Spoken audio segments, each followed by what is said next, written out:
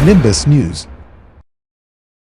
नमस्कार दोस्तों, स्वागत है आपका जन की बात जनों तक में। हम लेकर आ रहे हैं कुछ खास और नए विचार जो जन जन तक पहुंचाएंगे।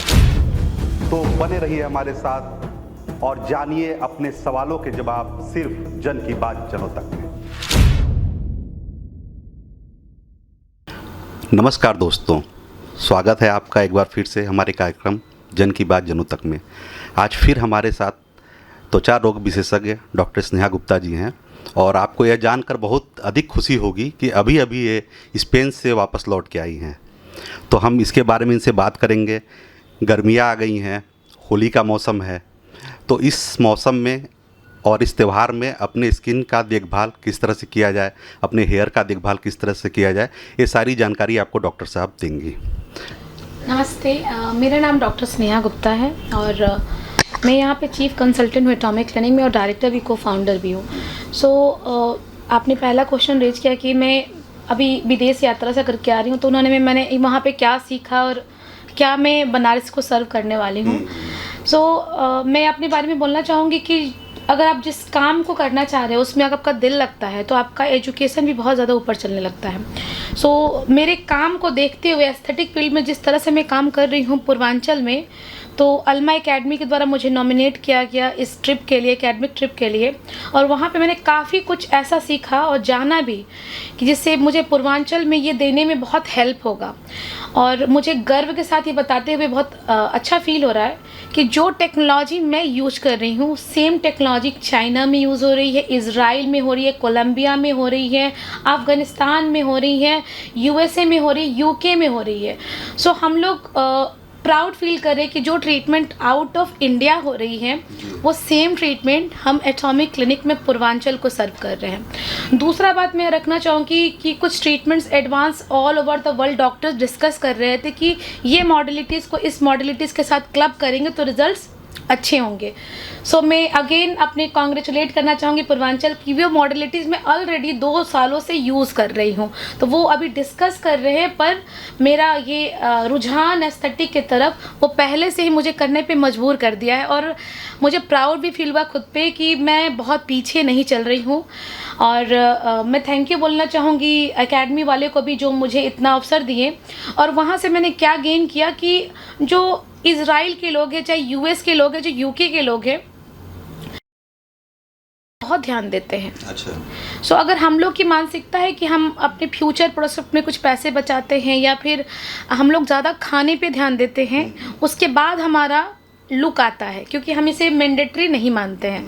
पर हमने क्या फील किया, हमारे साथ एक जर्नलिस्ट भी गई थी, हमने उनके साथ भी बातें की, काफ़ी बातें हुई, वो हिंदू रिपोर्टर थी, तो हमने बोला ऐसा नहीं है, जो हमारी सेविंग है ना वो सेम है। वो खाने पे कम खर्च करते हैं और जो हमारे खाने का बजट है वो लुक पे करते हैं। और वो अपने को लुक जो होता है सिर्फ स्किन हेयर बॉडी से नहीं होता, आपके हेल्दीनेस पे होता है।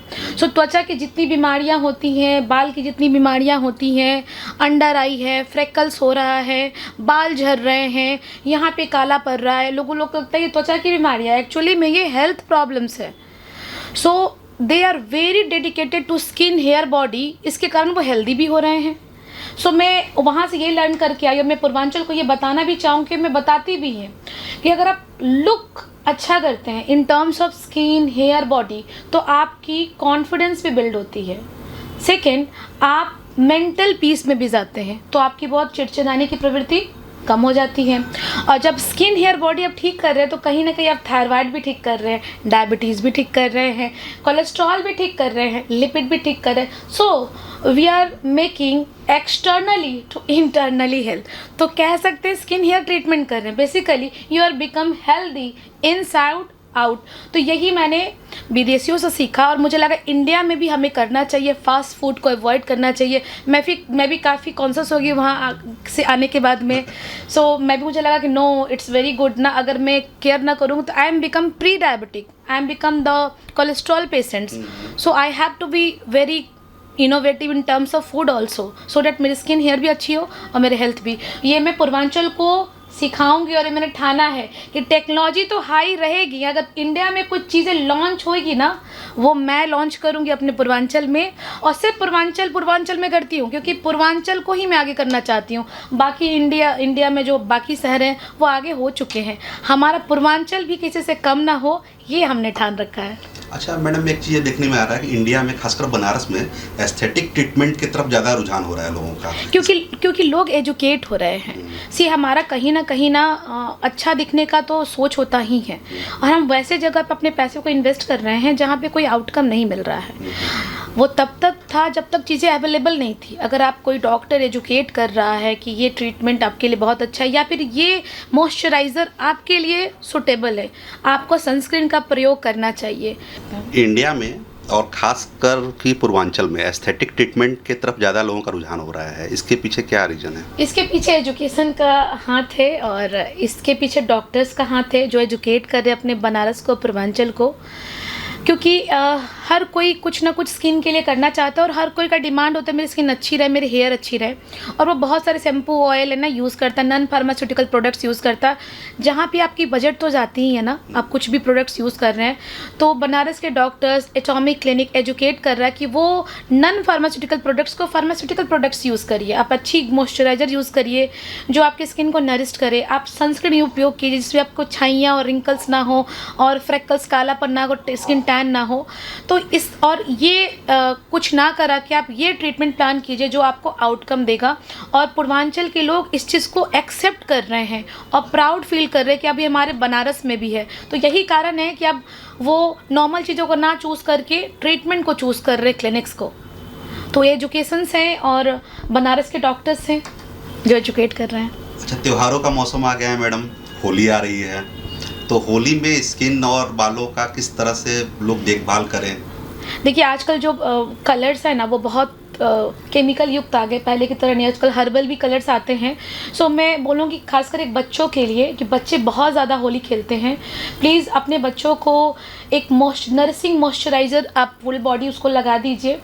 हेयर में आप ऑयलिंग कर सकते हैं to protect the shaft, and then अगर होली खेलते हैं तो उसके बाद उनकी त्वचा पे कोई डायरेक्टली असर नहीं पड़ता है। आप सनस्क्रीन का भी प्रयोग कर सकते हैं, तो बहुत चीज़ें ऊपर से नहीं जाती है, तो बच्चे आपके एलर्जी, इचिंग, ये सब प्रॉब्लम से बच जाते हैं। अब आते हैं बड़े लोगों के लिए, तो जो एक्नी वाले फीमेल्स हैं, खासकर अपने सीरम्स, अपने नॉन कोमेडोजेनिक मॉइस्चराइज़र जो सीबम रेगुलेटर होता है, और अपने नॉन कोमेडोजेनिक सनस्क्रीन को लगाने के बाद ही होली के लिए प्रिपेयर हो। होली तो खेलना ही है ऑब्वियसली, लेकिन थोड़ा स्किन प्रोटेक्शन के साथ में हेयर पे भी आप ऑयलिंग कर सकते हैं, सो दैट आपकी हेयर बहुत रफ और डैमेज ना हो कलर के कारण। और मेल्स में ज़्यादा मैं नहीं बोलूँगी क्योंकि बहुत ज़्यादा करते नहीं हैं, बट एटलीस्ट मॉइस्चराइज़र ज़रूर अप्लाई कर लीजिए before going to Holi party and Holi celebration. So इससे काफ़ी आपको पोस्ट होली जो प्रॉब्लम्स होते हैं, acne breakouts, damage, cracking, eczema वाले पेशेंट को इचिंग हो जाती है, ये काफ़ी कम हो जाएगी। होली तो है, साथ में रमज़ान भी चल रहा है, तो रमज़ान में लोग अपने आप को हाइड्रेट कैसे रखें? रमज़ान का महीना चल रहा है और मैं बोलूँगी हैप्पी रमज़ान टू एवरीवन जो कर रहे हैं। हाँ, ये ऐसा होता है कि इसमें कुछ आपको लॉन्ग फास्टिंग करने रहती है। इफ्तार के बाद आप अपने को बिल्कुल हाइड्रेट कर सकते हैं, कुछ ऐसे इंग्रेडिएंट यूज़ कर सकते हैं जिसमें विटामिन सी की मात्रा ज़्यादा हो, ऐसे जूस पिक कर सकते हैं, और फ्रूट्स का अमाउंट ज़्यादा कर सकते हैं, इसमें वाटरमेलन बहुत अच्छा कंटेंट देता है।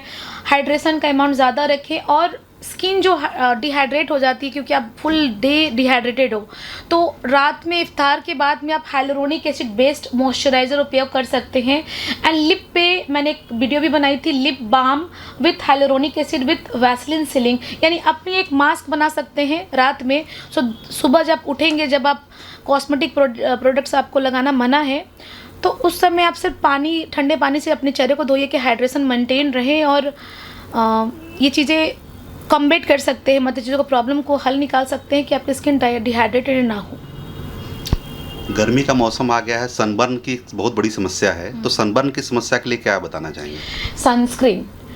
मुझसे हमेशा पूछा जाता है कि मैं तो सनस्क्रीन लगाता हूँ। Sunscreen is a things, first of all sunscreen में दो चीज़ें इंपॉर्टेंट है, एक SPF सन प्रोटेक्शन फैक्टर वो देखना इंपॉर्टेंट होता है। उसमें 50 लिखा है कि 70 कि 100, 50 more than 50 is recommended. Then एक होता है PA फैक्टर 4+ होना चाहिए। सनस्क्रीन का लगाने का तरीका मैं बताऊंगी। 2 फिंगर होता है, आपके फुल फेस प्लस नेक और हैंड भी कवर होना चाहिए, और कभी भी धूप में जाने के आधा घंटा पहले लगाएं सनस्क्रीन, तभी वो इफ़ेक्टिव होता है। सनस्क्रीन के साथ में आप फिजिकल जैसे गमछा, चश्मे, टोपी, ये भी एक प्रोटेक्शन का होता है। फुल स्लीव हैंड्स, ये सब कर सकते हैं। बिकॉज एक रिसर्च आई है कि आप अगर सन प्रोटेक्शन करते हैं सिर्फ, तो अपने 10 साल एज को रोक सकते हैं, या फिर बहुत सारे प्रॉब्लम्स को जैसे solar lentigines, sunburn, tanning, melasma, freckles, ये सब चीज़ों को कम कर सकते हैं अगर सिर्फ आपने एक SPF का क्रीम वेयर किया है तो। मैडम, हमारे यहाँ भी छोटी छोटी लड़कियाँ हैं 16-17 साल की, 15 साल की, और एक बहुत बड़ी समस्या जो लड़कियों को बहुत ज़्यादा परेशान कर रही है कि इस उम्र में उनको मुहासे और चेहरे पे दाने वगैरह बहुत ज़्यादा निकल जाते हैं। तो इसका क्या रीज़न है? क्या एक उम्र के हिसाब से ही वो निकलता है या कुछ और? नहीं, देखिए, स्किन की टाइप होती है। अगर आपकी सीबेसियस ऑयली स्किन है तो आपके जो ऑयल ग्लैंड होते हैं वो एक्टिव रहते हैं, ये टाइप ऑफ स्किन है। लेकिन होता क्या है कि ये 14 से 25 साल में ही क्यों होता है? जो हमारा हार्मोनल चेंज होता है, मतलब फीमेल्स में एस्ट्रोजन सर्ज होता है, मेल में टेस्टोस्टेरोन सर्ज होता है, तो वो ऑयल ग्लैंड को एक्टिवेट करता है और बोलता है लेट्स प्रोड्यूस मोर ऑयल। और हम अपनी त्वचा का ख्याल नहीं रख रहे हैं, ना क्लीनिंग कर रहे हैं, ना अपनी क्रीम्स लगा रहे हैं, तो वो क्या होता है, कहीं से भी बैक्टीरिया या फिर बाल से फंगस उसको मुहासे को एग्रवेट कर देता है। मतलब बैक्टीरिया यहाँ पे ग्रो करने लगती है, पी एक्नी बैक्टीरिया, तो उनको प्रॉब्लम हो जाती है। तो उस समय हमें क्या करना रहता है कि जब एक्नी होता है प्रॉपर ट्रीटमेंट कर लेना रहता है, क्योंकि एक्नी ना सिर्फ एक्नी देती है मुहासे, बल्कि दाग और गड्ढे भी देते हैं। और जैसे ही आप उस एज को पार करते हैं तो एक्नी आने की प्रवृत्ति कम हो जाती है, क्योंकि आपकी हार्मोनल जो सर्ज है वो नॉर्मल हो जाता है। तो मैं कहूँगी टीनेजर को कि एक्नी को लाइटली ना लें, अपने कुछ प्रोडक्ट्स डॉक्टर से रिकमेंड कराएं कि आपको कौन सी मॉइस्चराइज़र लगानी चाहिए, कौन से आपके लिए सनस्क्रीन, क्योंकि एक्नी वाले लोगों के लिए स्किन केयर प्रोडक्ट्स अलग होता है। वो 14 साल के हो या फिर 25 साल के, उनका स्किन केयर वहीं से शुरू हो जाता है। और मेरे पास मेरे OPDs में काफ़ी टीनेजर लड़कियाँ आती हैं, खासकर 13 साल से लेकर 12 साल की लड़कियाँ, और पेरेंट्स काफ़ी कॉन्शियस है। सबसे अच्छी बात है बनारस में कि पेरेंट्स लेके आते हैं, तो ये जागरूकता काफ़ी अच्छी है पूर्वांचल के लिए। डॉक्टर साहब, आपसे बात करके बहुत अच्छा लगा। और अब आप कुछ नया क्या करने वाली हैं बनारस के लोगों के लिए, पूर्वांचल के लोगों के लिए, उसके बारे में भी कुछ बता दीजिए जाते जाते। या मैं हमेशा कुछ नया करने का हमेशा सोचती हूँ। कहा जाता है कि आप नया करें तो चांसेस अच्छा करने की ज़्यादा होती है, क्योंकि पुराने कॉपी तो सभी करते हैं। सो मैं नया अभी पूर्वांचल के लिए फुल बॉडी कंटूरिंग की मशीन्स लॉन्च करने वाली हूँ इस अप्रैल के फर्स्ट वीक। सेकेंड, आपकी जो ये एटॉमिक क्लीनिंग होगी, वहाँ पे हेयर ट्रांसप्लांट बहुत सुलझे और अच्छे तरीके से शुरू हो चुका है। तो हेयर ट्रांसप्लांट अब 1 नहीं 2 भी हो सकते हैं, क्योंकि हमारी टीम बड़ी होगी, हमारे प्लास्टिक सर्जन, डर्मेटोलॉजी की टीम बड़ी हो गई है। ये गुड न्यूज़ है। और ये जो हमारा एटॉमिक क्लिनिक और बड़ा एक्सपैंड हो रहा है, ये गुड न्यूज़ है। और एक मैं जो न्यूज़ में अगले साल शेयर करूँगी वो है कि एटॉमिक क्लिनिक पूर्वांचल नहीं, एशिया का नंबर 1 संस्था बनने के लिए अग्रसर है। और वो ये नहीं चाह रहा है कि ये क्लिनिक बनाए, ये चाहता है कि रीजनल सेंटर बनाए और वहाँ पे बहुत सारे डॉक्टर्स की टीम हो जो डेडिकेटेड हो skin, hair, body and metabolic problems के लिए। यानी वहाँ टीम में endocrinologist, plastic surgery, dermatology, nutritionalist, metabolic physician, aesthetic doctors, और सभी चीज़ें एक ही छत के अंदर आपको सही क्वालिटी में, मतलब ओरिजिनल क्वालिटी में और कॉस्ट इफ़ेक्टिव सर्व हो। हर हर महादेव, क्योंकि महादेव ही ये चीज़ जो कर सकते हैं। ठीक है मैम, धन्यवाद। धन्यवाद। मुझे भी अच्छा लगा आपका बोल के। Nimbus news. नमस्कार दोस्तों, स्वागत है आपका जन की बात जनों तक में। हम लेकर आ रहे हैं कुछ खास और नए विचार जो जन जन तक पहुंचाएंगे। तो बने रहिए हमारे साथ और जानिए अपने सवालों के जवाब सिर्फ जन की बात जनों तक में।